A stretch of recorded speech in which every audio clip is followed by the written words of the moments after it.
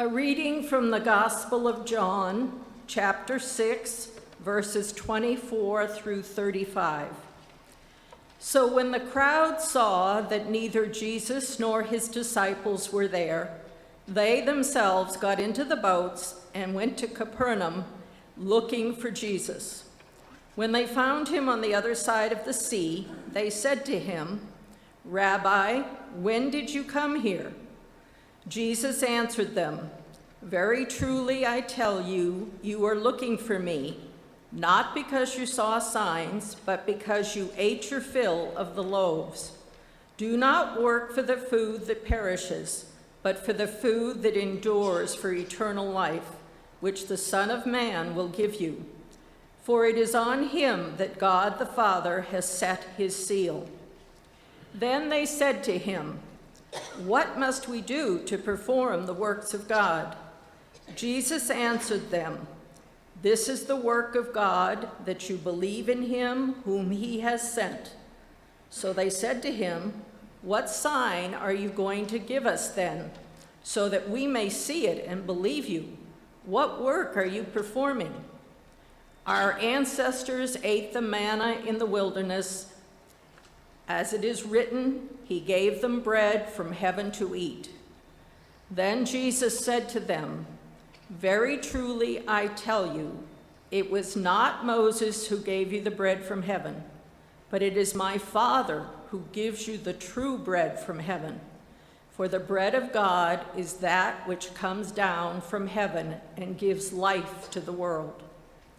They said to him, "Sir, give us this bread always."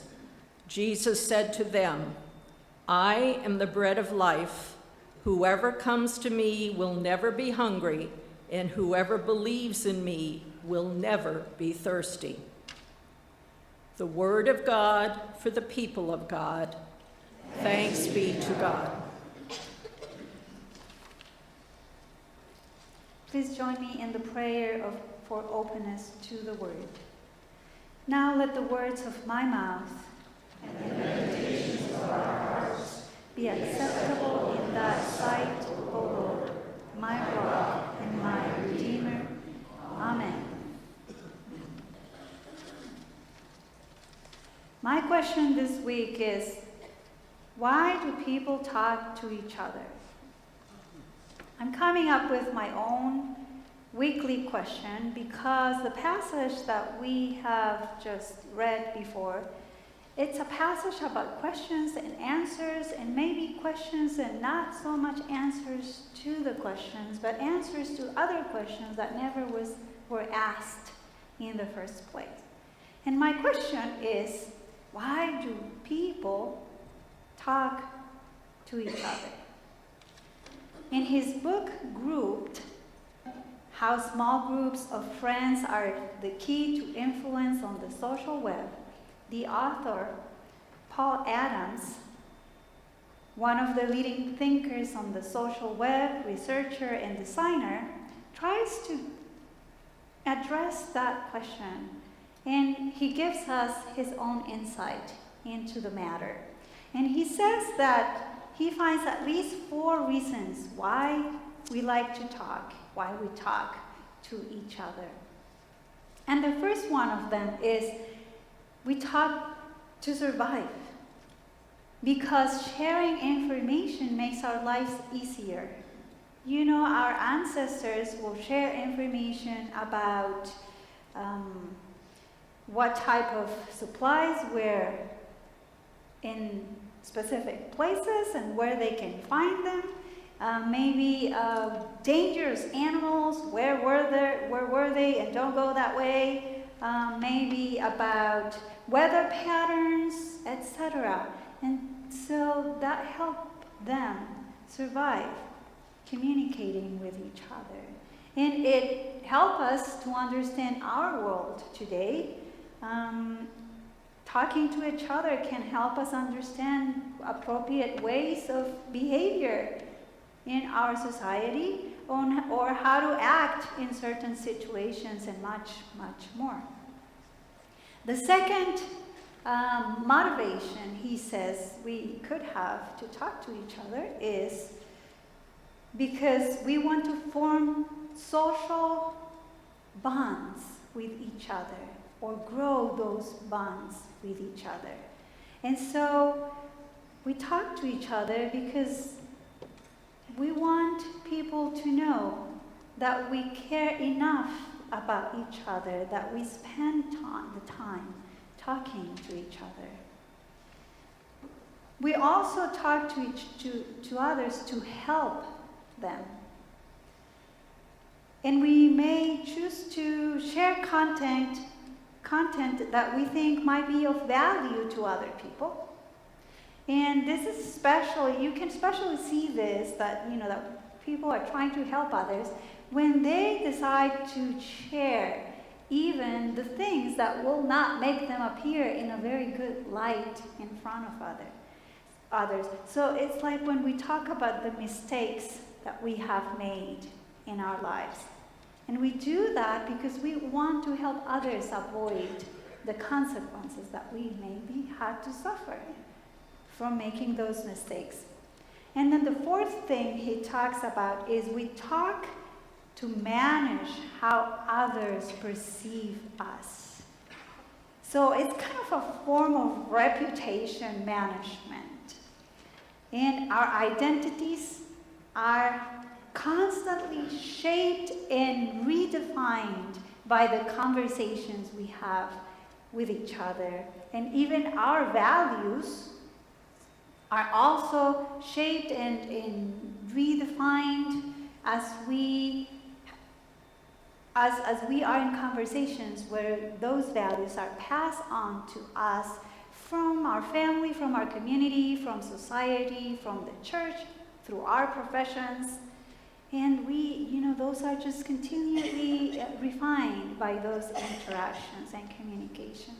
So talking is good.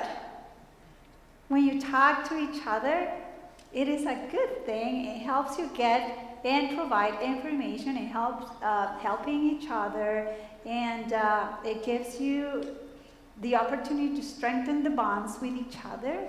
And it also, help you put yourself out there in a way that it goes with who you think you are, with your identity and your values. So yes, talking is good, but it's not always easy. Communication is not always easy. And so, have you ever thought, why do I bother trying to talk to this person? Or trying to explain these things over and over? Or, like in my case, trying to give advice to a teenager who already knows it all. And I'm sure you all, or most of you, try that one at some point. Then some conversations feel more like interrogatories. Question after question after question after question, and it feels like, you're being interrogated here. Or they feel more like as monologues, where, there's not really, the interaction that we might be expecting. And I know that that's not something we ever do here. Because we don't monopolize conversations, and we don't come at others as if we were the FBI demanding information. No, we don't do that. I know that. So I'm not concerned about that. But I'm sure you can tell me stories of when you have experienced it done to you by others. And so you can tell me those stories later. But what I want to tell you is that, Jesus was not the exception in this experience with communication. As we see in the passage, he has been trying to communicate a vital message to his people. And guess what? Not words, not even actions are getting his message across. And so he's in the same boat with us, or we are in the same boat with him. Why does he keep trying? why does he keeps trying? Because if I was him, I'm going to be honest with you, by that time I would be like, you know, God, there's no use on trying to help people understand this. I've tried it this way, I've tried it this other way, and 20 other ways, and I think I'm done. But not him, not Jesus. He's still trying. He's trying to get that message across.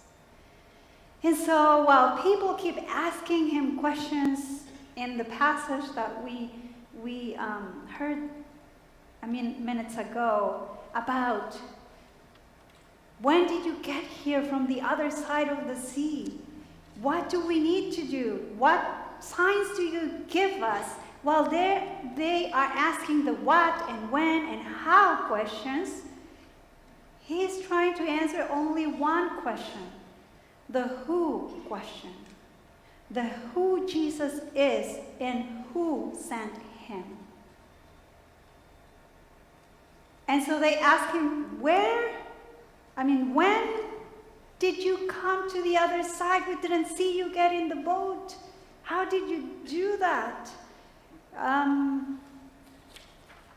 you trying to hide from us? Because you need to be made king. While they are doing that, Jesus is not trying to answer the what and the when and the how questions. And so he tells them, you know what? Wait a second. Let's talk about what's really important here. Don't you think I know what you really want? I know people are hungry. I know they are looking for rulers who can make sure their needs are satisfied. Rulers who can make sure that there is justice and peace for people in this whole land. I know that. And I do not judge you for wanting that, and yet there is so much more you need to understand to be truly fulfilled.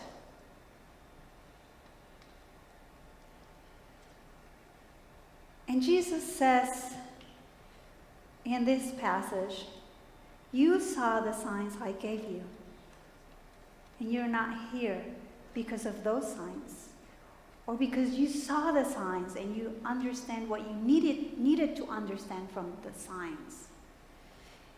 You are here because you saw the signs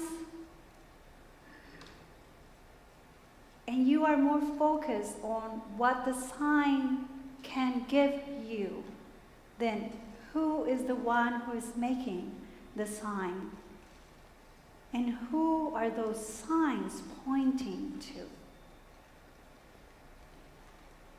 And so Jesus knows that they think of Moses as someone who stands on his own authority.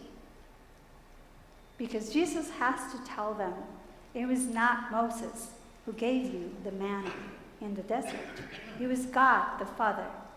And he says the same thing about himself. I'm not here on my own. I'm not here on my own authority. It's God the Father who has put the seal on me, the approval and the authority to judge and to present myself as your fulfillment. And so we need to recognize that Jesus saying that he is the bread of life that gives life to the world is not the only way Jesus has been trying to help people understand who he is. Not the only way Jesus has been trying to answer the who question. And he's been telling people, I am the light. I am the shepherd. And this time is I am the bread of life. and they still don't understand. They still don't get that the signs are for them to know who He is, not just what He can give.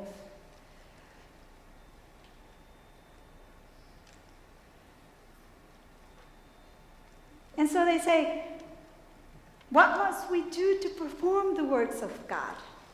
And still they are on the what question, not on the who are you and who sent you. And see, the questions we ask have to be the right questions sometimes. Otherwise, we will get the wrong answer. But Jesus is so generous and so focused on doing this, on getting this important message across, that instead of telling them, oh, so this is how I got from here to there, and I'm going to explain to you, and I was then walking on the water, and that was another sign. Instead of, going into that, even though they asked the question that it was not going to be the most helpful, He still tries to give them the answer to the most important question they never asked.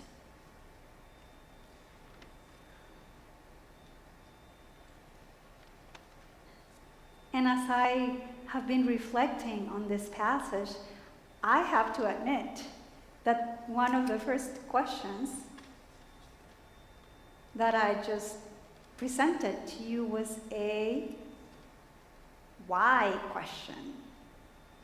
Right? At the beginning I said, why do people like to talk? And then I'm trying to answer that question. And then my second question was, what feeds us? What feeds us?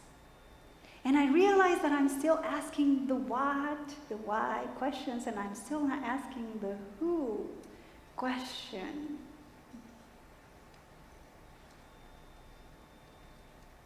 And yet, because I know that Jesus and God are so gracious and they let us ask those questions and still stay engaged with us and give us the answer to what we really need to know,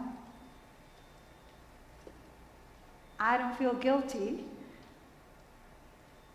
or I don't feel that God is going to just dismiss us because we ask the wrong questions. He's gonna keep trying and keep trying again and again and again until we get it.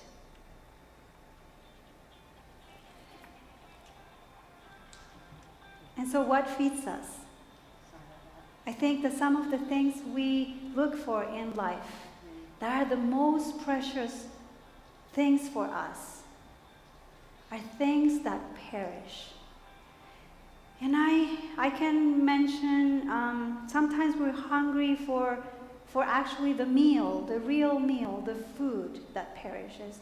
And other times we're hungry for forgiveness, for example, or hungry for justice, for love, for peace, for relationships that satisfy. And those things, in my experience, can be sometimes in our lives, and then at some other times we don't have them. And so as long as we have them, we're satisfied, and at the moment that we don't have them, we go hungry again. But not with Jesus. Once we have received Him, who He is, and believe in who He has sent Him, we will not go hungry again. Even at the moments in our lives when we hunger for those other things that I mentioned, like justice, because we do hunger for justice in this world, even as Christians. And we hunger for peace, and we hunger for satisfying relationships and other things. Even at the moments that we find ourselves being hungry for those things, when we have when we have eaten the true breath of life, we have hope. The hope that we are fulfilled while we work and wait for those other things that we hunger for. And that is what keeps us going. Because there is a difference between trying to satisfy all those other things that we hunger for without having been satisfied by the presence of Jesus and God in our lives.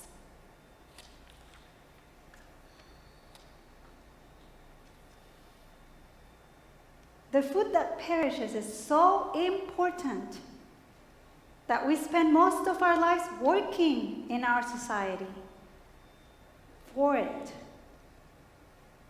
And we know that Jesus is not trying to say, do not go to work so that you can go to the store and buy your groceries and feed yourself and your family and share with others and make sure that every one of God's children can be fulfilled.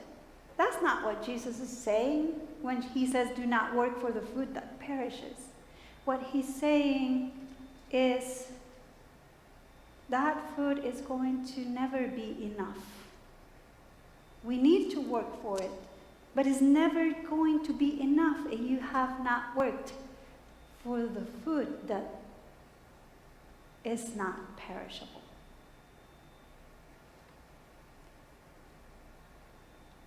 And yes, it is imperative that we nourish our bodies with that perishable food in times of joy and in times of sorrow.